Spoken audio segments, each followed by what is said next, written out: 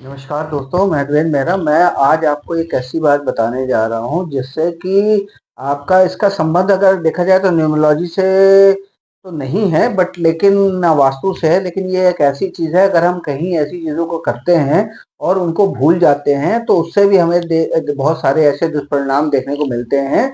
क्योंकि हम कहीं से जाते हैं, कहीं किसी मंदिर के सामने से जाते हैं, कहीं या तीर्थ स्थान पे जाते हैं, वहां जाके हम मन्नत मान के आ जाते हैं और फिर कई दफा होता है कि हम उस मन्नत को मानने के बाद हम भूल जाते हैं और हमें वो याद नहीं रहता। तो हम सोचते हैं कि हमारे जीवन में जो कष्ट आ रहे हैं वो क्यों आ रहे हैं। तो वो होता क्या है कि वो जिस स्थान पे हमने वो मन्नत मांगी थी, उस स्थान के देवता हमें बुलाते हैं कि वो मन्नत पूरी करने के लिए। तो हम जब तक वहां नहीं जाते हैं दोबारा से अपनी मन्नत को पूरी करने, तब तक वो आपके लिए जीवन में कहीं न कहीं जो है प्रॉब्लम्स आती रहती हैं। वो आपको बार-बार या किसी भी रूप में आके याद दिलाते रहते हैं।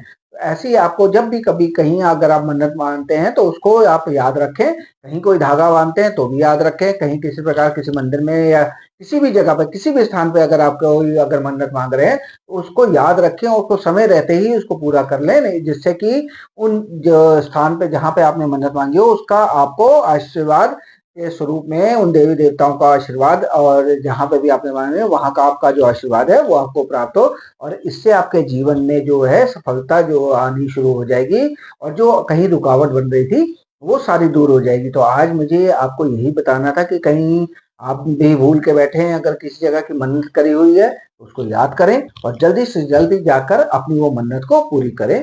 नमस्कार।